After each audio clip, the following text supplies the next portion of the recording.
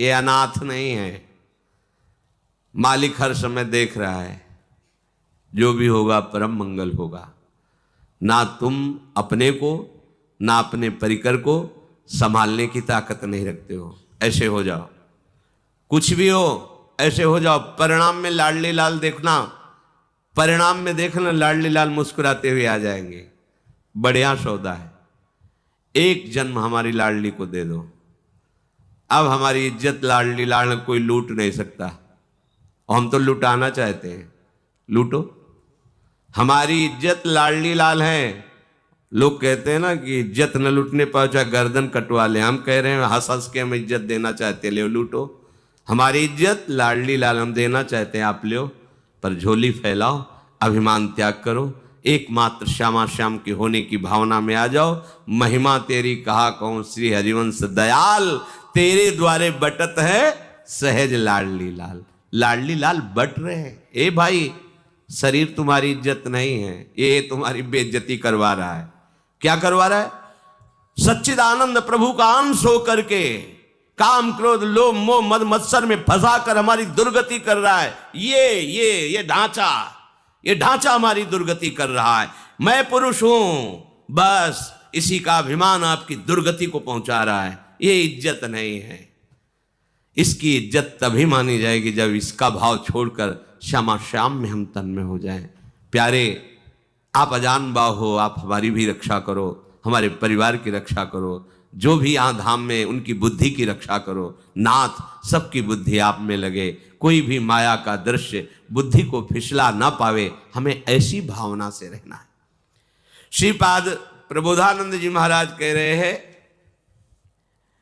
निज सर्वनाश कर मात्म सुहृद श्रुतदार मित्र परिवार गणम, परिवंचय कर ही दृढ़ बुद्धिरहम, प्रपलाई याम हरि केलि वनम। कुछ बातें ऐसी होती हैं जो उच्च कोटि के महापुरुष ही समझ सकते हैं, नहीं तो आप लोगों का भाव नहीं बन पाएगा। लौकिक बुद्धि वाले हो ना, इसीलिए बातें कई ऐसी परमार्थ की ऊंचाई की होती है जिनको बहुत सरल भाषा में कह के और उनका आंतरिक गूढ़ राज से छुपा लिया जाता है। क्योंकि उसका अधिकारी हो तो उसका वर्णन किया। अधिकारी वही होता है जिसमें मैं नहीं रह गया है। अगर मैं है तो अधिकार उन बातों की सुनने का नहीं रहता। कह रहे भाई, मैं तुमसे सत्य कहता हूं, तुम्हारी वंचना की जा रही है, तुम्हें छला जा रहा है।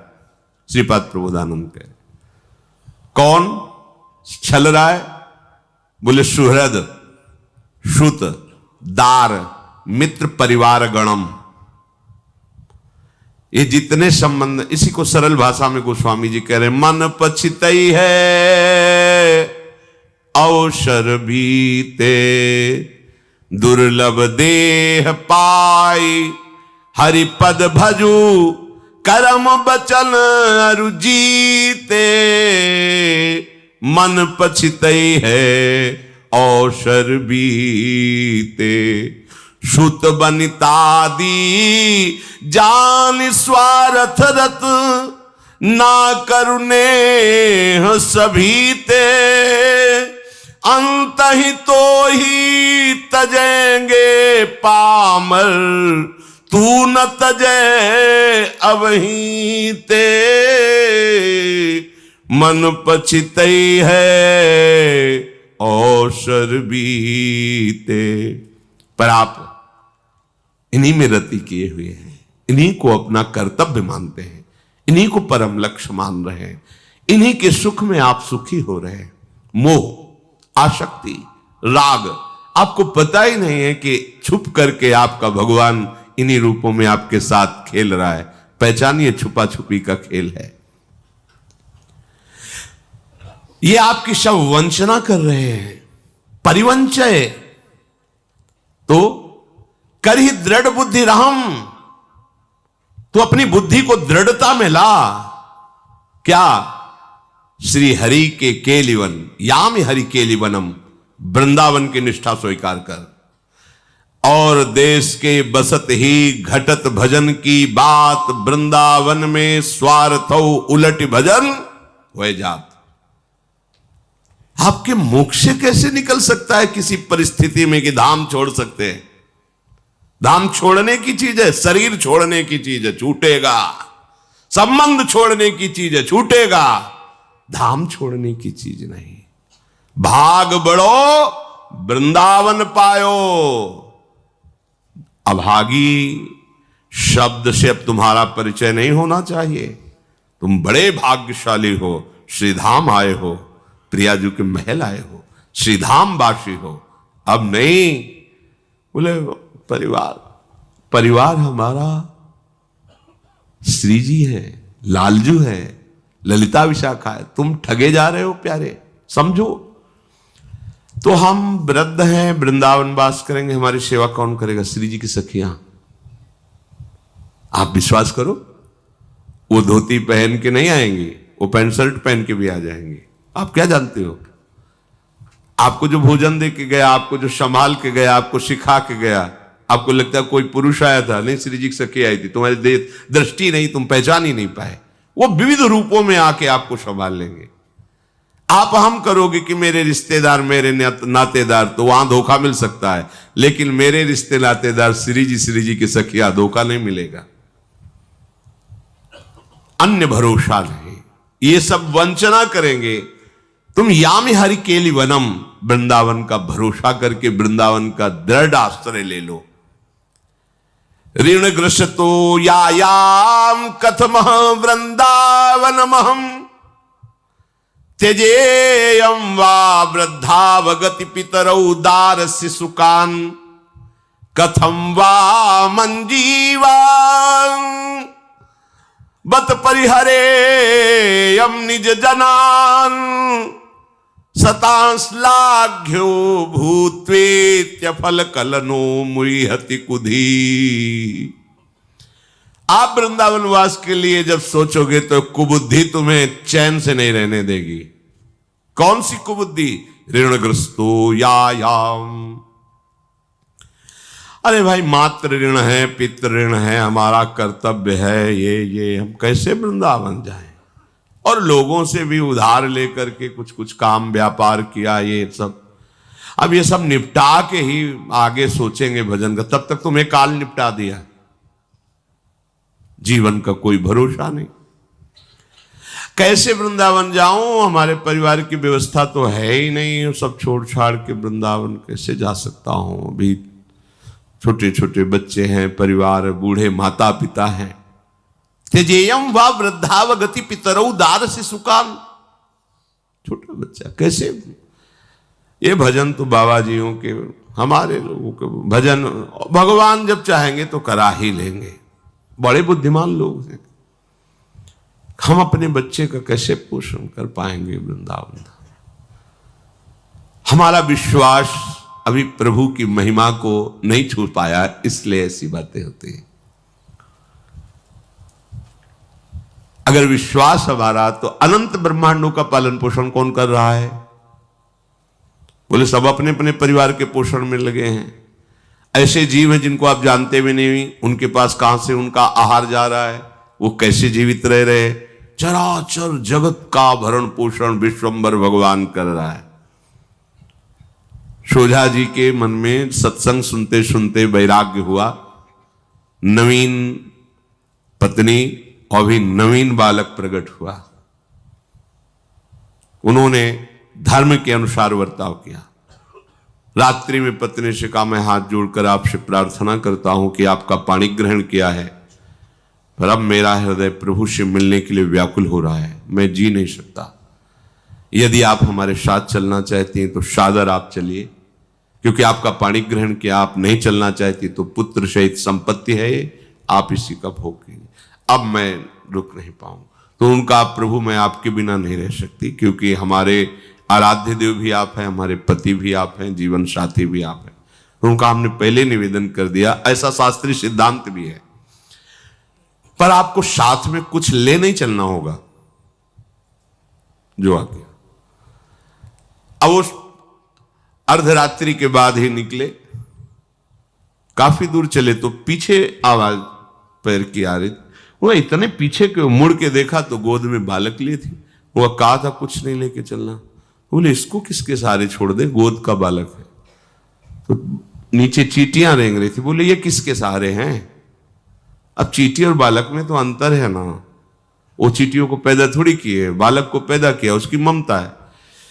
अगर तुम्हें बालक से ममता है तो हमने कहा था ले जाओ, संपत्ति है हमारी, उसके साथ उपभोग करो। यदि तुम्हें हमारा साथ देना तो बालक को छोड़ना होगा, यहीं छोड़ना होगा, हमारे आदेश का पालन करो, जंगल में छोड़ दो इसको। छोड़ दिया, चल दिए। अब वो तो सत्संग के प्रभाव से निर्मल हुई बुद्धि के द्वारा भगवदाकार वृत्ति एकांत में भिक्षाटन के द्वारा शरीर निर्वाह करना, तीर्थों में भ्रमण करना। पर उस मां का हृदय बार बार कसकता था, क्या हुआ होगा मेरे बालक का। अब ये वैराग्य के बल से मोह रही थे, पर वो इनका आश्रय लिए थी, वैराग्य का नहीं। वो अपने पति को नहीं छोड़ सकती थी, पर आंतरिक जो ममता थी वो बार बार प्रश्न करती थी, क्या हुआ होगा उस बालक का। कई वर्ष व्यतीत होने के बाद जब उन्होंने देखा कि इसका चिंतन भगवदाकार नहीं है, इसकी वृत्ति एक विषय में अटकी है, उसका निवारण करना चाहिए, तो उन्होंने कहा चलो तुम्हें ले चलते हैं जन्मभूमि। अब 12 वर्ष में बाल बढ़ गए थे, भेष भी, जब ज्यादा शरीर की सुरक्षा व्यवस्था नहीं की जाती तो मलिन हो जाता है बाहर से। गांव के बाहर गए तो कुछ लोग जो खेतों में काम करते थे वापस आ रहे थे, देखा संत है नजदीक गए, पहचान नहीं, तो उनका भाई हमने सुना है तुम्हारे गांव के सोझा जी एक थे, वो वैराग्य लेके चले गए। बोले हाँ, तो उनके कोई संतान भी थी क्या? बोले हाँ हाँ, एक लड़का था, वो जंगल में छोड़ दिया था। और सोझा जी के मित्र राजा थे, बड़ी श्रद्धा रखते थे, तो उन्होंने भी खोजवाने की कोशिश की, तो राज सैनिक घोड़े के द्वारा पीछा किया, पर सोझा जी तो मिले नहीं, उनका लड़का मिल गया। जब उनको पता चला कि सोझा जी का लड़का छोड़ के चले गए, तो राजा के पास पुत्र नहीं था, उन्होंने बोला, अब वो 8-10 वर्ष का राजकुमार है और वो राजा के यहाँ रह रहा। अच्छा अच्छा अच्छा, पत्नी को बोले समझे, वो राजकुमार बना बैठा है, अगर हम पालन पोषण करते तो कभी उसको वो सुख नहीं दे सकते। और विश्वंबर भगवान ने देखो उसको राज को, चल चुपचाप भगवदाकार वृत्ति कर, सच्ची मानो। अगर आप ऐसे रहोगे तो प्रणत कुटुंब पाल रघुराय, आपके परिवार को कैसे हरि संभालेंगे, पक्का विश्वास रखो। ऋणग्रस्तो यायाम कथमः वृंदावनमहम, मैं ऐसे कर्तव्यों को छोड़ करके ऐसे कैसे, ये मायाकृत वृत्ति। हम ये नहीं कहते तुम सोझा जी की तरह इतना विश्वास, इतनी वैराग्य वृत्ति तुम्हारे में ना हो तो आओ 2-4 दिन के लिए वृंदावन आ जाओ, सत्संग सुनो, भगवत विग्रह के दर्शन करो, परिक्रमा लगाओ, रजो चरणामृत यहां से ले जाओ, खूब नाम जप करो, जीवन को भगवत भजन युक्त कर लो, तुम सुखी हो जाओगे। क्योंकि जीवन में जो जो किया, यम यम वापि स्मरण भावम त्यजत्यंते कलेवरम, जो जो तुम भाव कर रहे हो वही तुम्हारा अंतिम फाइनल होगा। हमारा अंतिम सुधर जाए, हमारा जीवन सुखमय, शांतिमय, आनंदमय हो जाए, इसके लिए भजन आवश्यक है। भजन के लिए भजनानंदी संतों का संग आवश्यक है, और इसकी बाहुल्यता धाम में होती है। गली गली यहां एक से एक महापुरुष विराजमान, एक से एक ऊंचे भाव में डूबे हुए महापुरुष विराजमान, उनकी चरण रज मिलेगी, उनके वचन मिलेंगे, अपना मंगल होगा।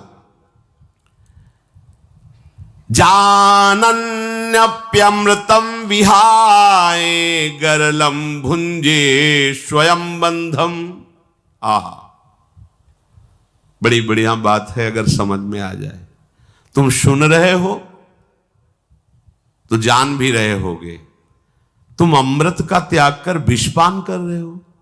प्रभु का नामामृत, प्रभु का रूपामृत, लीलामृत, धामामृत, चरणामृत, वचनामृत, इन अमृत का त्याग करके तुम मृत विष स्वीकार कर रहे हो।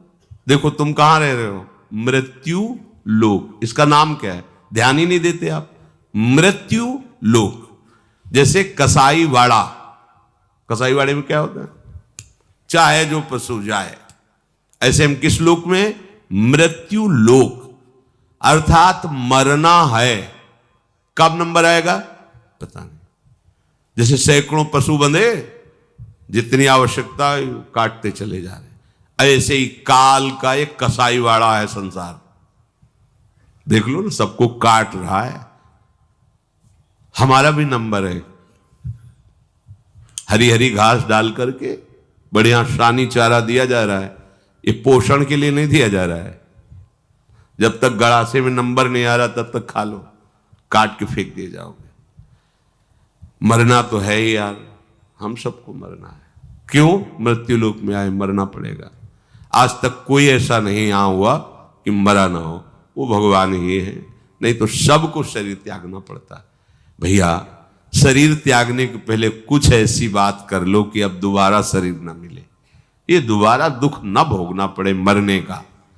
अच्छा, एक बार मरना हो तो है, करोड़ों बार मर चुके हैं, फिर मरना है। ये कब तक मरते रहेंगे? चलो कहते हैं एक ही बार तो मरना है, यहां प्रति मिनट मर रहे हैं। कभी काम मार रहा है, कभी क्रोध, कभी लोभ, कभी मोह, कभी ये चिंता, वो चिंता, ये परेशानी, ये समस्या। कितना हम मर रहे हैं, कब तक मरते रहेंगे? कभी देखो, कभी थोड़ा थको इन विचारों से, आओ शांति के मार्ग में आओ। त्यागात शांतिरंतरम, त्याग के मार्ग का अनुसरण को, अंदर से भोगों का त्याग करके जब प्रभु के मार्ग में आओगे तो अमृत मिलेगा। नाम अमृत, मृत्यु नहीं, यहां समृत है। मृत्यु लोक, यहां कुछ भी ठीक नहीं है, सब गड़बड़ है। मान लीजिए ये सब जादू का तमाशा है जहां आपको फंसा दिया गया है।